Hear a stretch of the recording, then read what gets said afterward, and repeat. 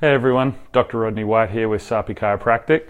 Thanks for taking a few minutes out of your weekend to join us for another health tip. Hopefully everyone's enjoying their Saturday so far. This weather's trying to warm up out there. Hopefully those clouds will pass. And I'm assuming most people who are going to work out today have already hit the gym and done everything they're going to do. But on that theme, today's tip is going to be related to workouts. And so we're going to get down and dirty and demonstrate a few things. We get a lot of people coming to the clinic with really torn up low backs who think they're doing the right thing by strengthening their core, most people now, unless you're in the military, aren't really doing sit-ups anymore. Unfortunately, all of those who are active duty are still being forced to do that a lot.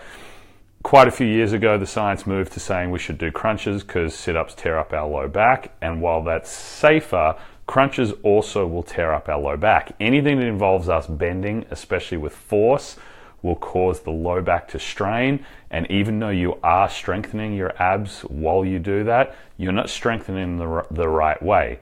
We want our abdominals to be able to hold steady and strong at only 20 to 40% of their strength throughout the day. They should be endurance muscles. We're not trying to train them to be super fast twitch and strong like we do our legs and arms and things like that. So we really want to avoid those. And the other thing to avoid as well is anything that involves leg lifts. And I'll show you that in a second, because then you're working the hip flexors instead of the abs. And the stronger your hip flexors get, the more pelvic and low back issues you're going to get. So here's what we don't want to do. So whenever we do sit-ups and crunches, especially crunches, we lift like this, it strains the low back and it strains the neck. And then when you do anything like straight leg lifts like this, you're working too much hip flexor, and especially you see people doing a lot of this stuff, moving their legs around. You'll notice if you try and do it, most people, their back will start to arch instead of stay nice and flat. And so there's also a lot of people who know, okay, I shouldn't be doing sit-ups and crunches, but what can I do instead? Well, we're going to show you 3 really simple exercises that anyone can do, and there's beginners ways to do them, and as you're stronger and more fit, there's more advanced ways to do them. So we can start with the plank. One myth with the plank too is you don't really want to be holding this for minutes at a time. The science that has tested what happens on our low back with all the force generated on it when we're exercising says do them for 10 to 15 seconds, but continue to keep doing sets of it. So for example, here's the plank. The very beginner form is to be on your knees and on your forearms. You want to make sure when you do a plank, your back is fairly straight. You don't want to arch it up, and you don't want to be sinking too low. As you get stronger, you can then go to your feet like this. You can see my shoulders are a little bit arched there, so I tuck them back. I'm going to be a little wobbly because I've just done an abdominal workout earlier this morning. And when you hold this, you want to strengthen your stomach as if someone was going to jab you there, and you want to tighten your glutes together. And then just hold that. And you can hold that for 10 seconds at a time and then let go. Probably working up to 15, 20 seconds max, but just do more sets of them. And then as you get more advanced, you can hold the plank, do your 10 seconds, and then relax for 5 seconds, and then roll into a side plank. Now again, the beginner side plank is knees down, holding yourself up. The more advanced is legs straight out, lift the hip up, arm up. The intermediate is just holding the arm here to steady yourself. And you want to have that spine nice and straight. So that's planks. The next one that you can do is called the bird dog. We start on all fours.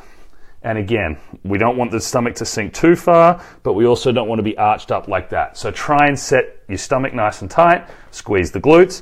And with the bird dog, we're going to take the opposite arm and leg and extend them. And the beginner phase is just doing one at a time like that. And what you don't want to see is the body really rocking to or from, because that means that you don't have any core stability.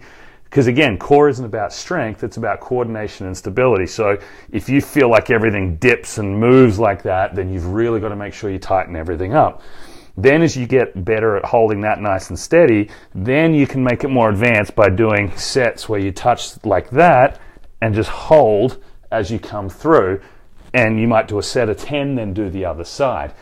That's a great exercise. All of these so far are very safe for your low back because you'll notice there's no bending motion and we're not lifting with our hips.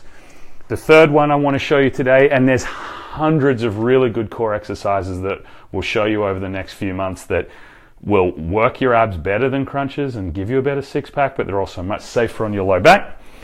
The third one we'll show you is the hip bridge. So like all the other ones, squeeze the glutes, squeeze the tummy, flatten that back down. So the beginner is just to lift and hold, slowly come back down to the ground. As you get better, you can lift and hold, slowly come back down till you just touch the ground and then go up again. Then when you really want to get advanced, you can do one leg. You've got to make sure you're squeezing that glute, otherwise everything will roll. I'll show you on this side actually. If you're weak, you'll fall like this. So you want to hold it there and then slowly sink down, come back up, and you might do sets of 5 or 10. If you feel like you cramp in the hamstring at the back of your leg, it means you're not squeezing your glutes tight enough. So anyone who's been reluctant to get away from crunches because they feel like that's going to give them the best abs, well, these will work your abdominals in a much safer way and actually give you more stability and coordination through there. And let's get rid of another myth. You could get your abdominals 70% of the definition that you'd like them to have just with the abdominal workouts. But those, TV or Instagram picture six packs that you see on people, you can only get that if your body fat percentage is very, very low. And so diet has to come into it as well. And we've got plenty of videos talking about diet and things like that. So as always, if there's any questions, please include them in the comments below. We always love the interaction. We love to answer what we can for you. And if we ever don't know the answer, we'll always look it up. And if there is anything else that you want us to ever do a show on for you, just let us know. If this is of any use, don't forget to hit the like button and share it with those that you care about. Hope you have a great rest of the weekend. We'll hopefully check in tomorrow with another video.